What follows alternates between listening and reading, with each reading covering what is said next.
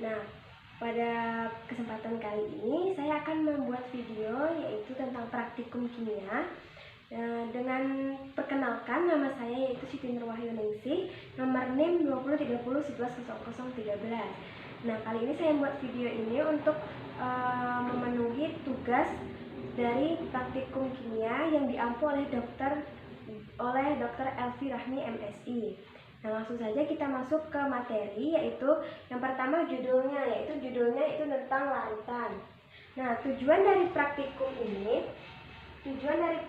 ini yaitu yang pertama untuk mengetahui kemolaran beberapa senyawa. Kemudian yang kedua mempelajari faktor-faktor yang mempengaruhi kecepatan pelarutan.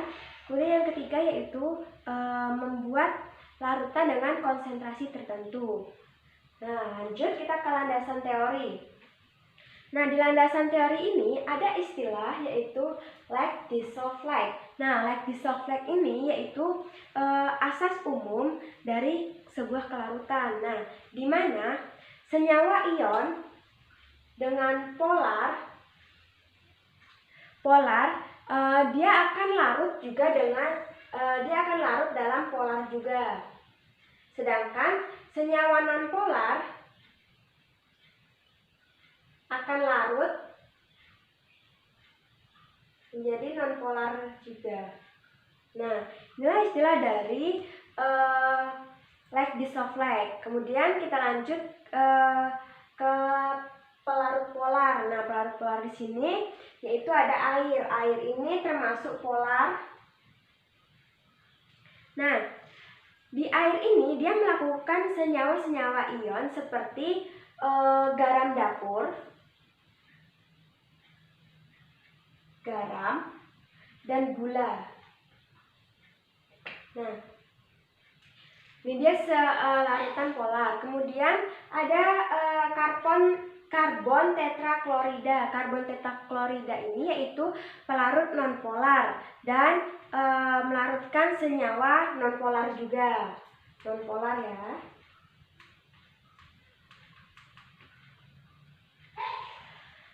Kemudian karbon tetraklorida ini bukan pelarut garam dan gula.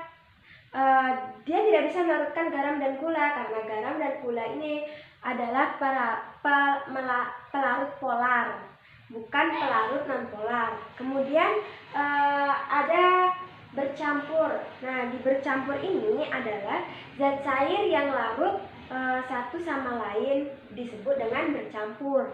Nah, asas dissolve like ini dia menentukan sifat saling bercampur, yaitu sifat yang pertama yaitu bila dua zat cair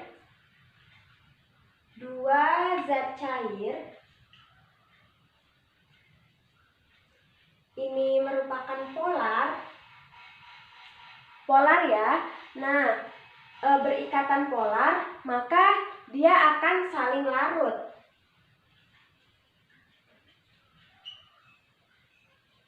Kemudian yang kedua, bila dua zat cair berikatan nonpolar, sama-sama nonpolar ya. Nah, ini dia akan saling larut juga. Tapi, jika ada dua zat cair yang berbeda, misalnya satu zat cair polar, kemudian satunya lagi zat cair nonpolar. Nah, maka keduanya ini tidak bisa bercampur karena dia bukan senyawa yang sama. Kemudian dia akan saling tolak menolak ya, dan terpisah menjadi dua lapisan. Kemudian kita lanjut ke konsentrasi. Nih, konsentrasi. Nah, di konsentrasi ini adalah jumlah zat jumlah zat terlarut dalam sejumlah larutan disebut konsentrasi. Nah, dapat dinyatakan dengan secara kualitatif dan dengan dalam beberapa satuan. Yang secara kualitatif ini dapat dinyatakan dengan dua cara, yaitu yang pertama kualitatif.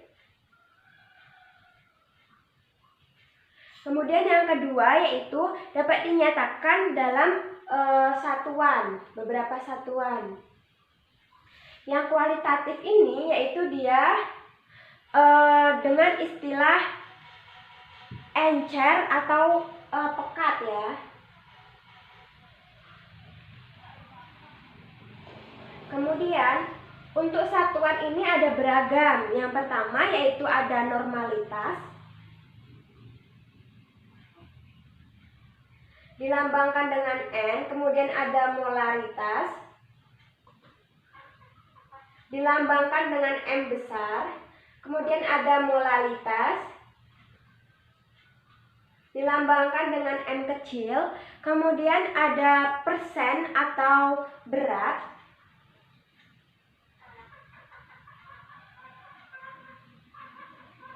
dilambangkan dengan W.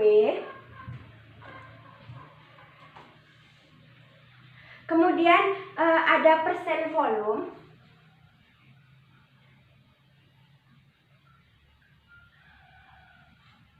dilambangkan dengan V. Kemudian ada fraksi mol, dilambangkan dengan X. Kemudian ada parts per million. Nah,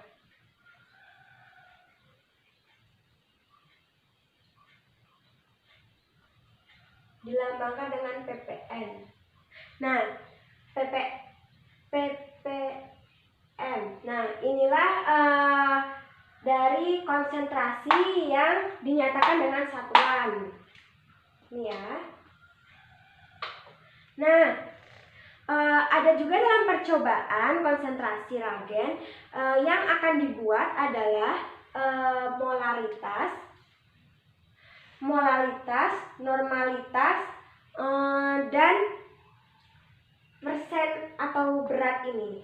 Nah, ini dalam percobaan reagen. Kemudian kita masuk ke kemolaran. Nah, di kemolaran ini, pengertian dari kemolaran ini yaitu salah satu cara menentukan konsentrasi larutan secara kualitatif didefinisikan sebagai jumlah mol zat terlarut per liter. Nah, mol zat terlarut per liter ini dinyatakan dengan per liter.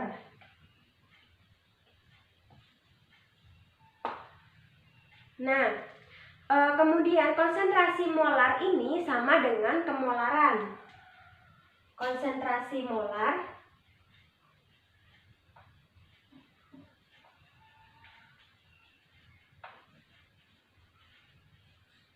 sama dengan kemolaran.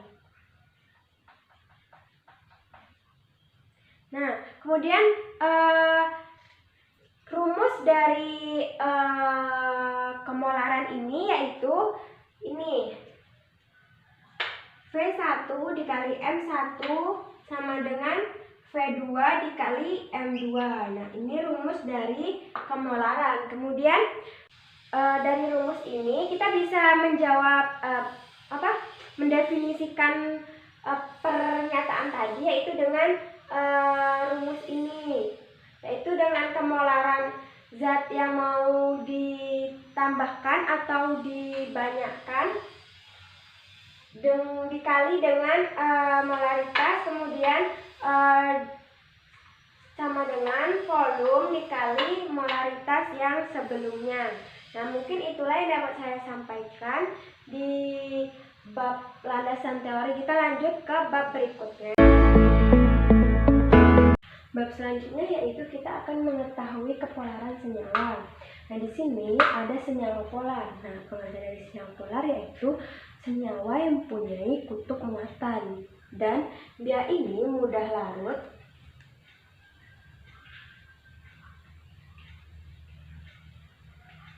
mudah larut dalam senyawa polar.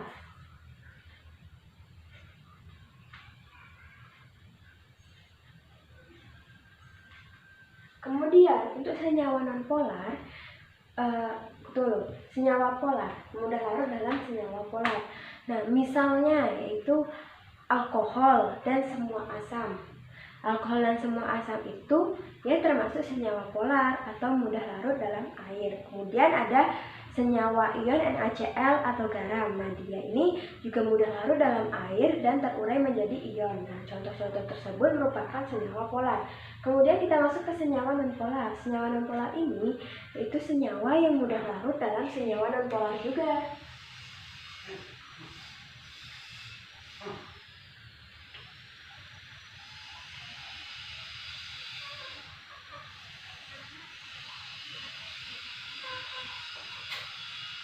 Nah, contoh dari atau misalnya senyawa nonpolar yaitu lemak yang larut dalam minyak. Nah, itu termasuk contoh dari senyawa nonpolar. Kemudian ada senyawa polar dan nonpolar. Nah, kalau senyawa polar dan nonpolar ini dia itu tidak bisa larut dalam senyawa polar ataupun nonpolar. Misalnya dia ini tidak bisa larut ya, tidak bisa larut. Misalnya, alkohol tidak larut dalam minyak tanah. Nah, itu salah satu contohnya. Kemudian kita masuk ke ciri-ciri senyawa polar. Ciri-ciri senyawa polar yaitu yang pertama,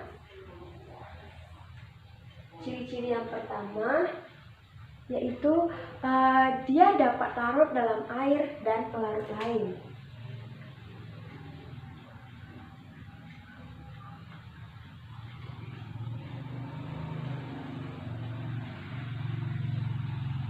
Kemudian ciri-ciri yang kedua yaitu dia memiliki kutub positif dan negatif.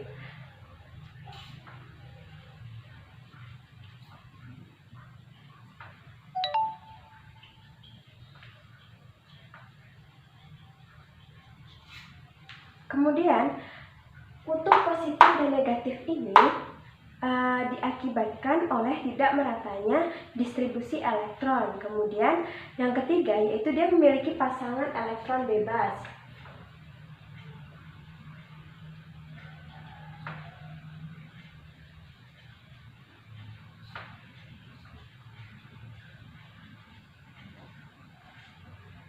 Pasangan elektron bebas ini dia miliki bila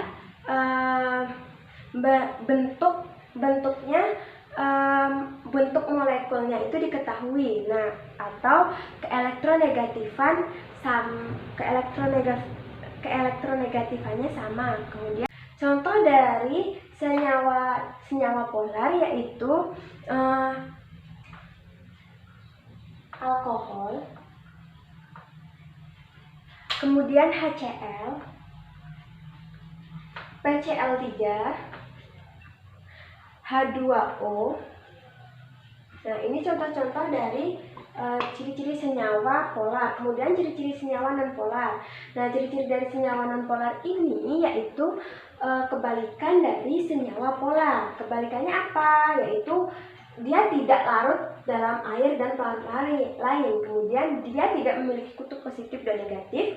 Dia tidak memiliki pasangan elektron bebas. Nah, contoh dari senyawa nonpolar ini yaitu Cl2, PCl5, kemudian H2 dan N2. Nah, ini contoh dari senyawa nonpolar. Kemudian kita masuk ke ukuran titik didih senyawa kovalen atau polar dan nonpolar. Senyawa polar memiliki titik didih yang lebih tinggi daripada senyawa nonpolar. Nah, urutan titik didihnya yaitu ikatan hidrogen, dipol-pol, kemudian nonpolar atau nonpolar, kemudian ada van der Waals, kemudian ada gaya London. Kemudian bila sama-sama polar atau nonpolar, yang Mr besarnya titik didihnya lebih besar. Untuk senyawa karbon Mr sama, maka rantai C-nya memanjang. Nah, kemudian kita masuk selanjutnya ke perbedaan senyawa polar dan nonpolar. Perbedaannya yaitu yang pertama, senyawa polar itu dia dapat larut dalam air. Kemudian perbedaan yang kedua yaitu dia memiliki pasangan elektron bebas atau memiliki pasangan elektron bebas. Kemudian dia berakhiran ganjil kecuali BX3 dan PX5. Nah, itulah senyawa polar. Kemudian kalau untuk senyawa nonpolar yaitu dia tidak dapat larut dalam air, kemudian tidak memiliki pasangan elektron bebas, kemudian dia tidak berakhir ganjil. Nah, itulah contoh perbedaan dari senyawa polar dan nonpolar.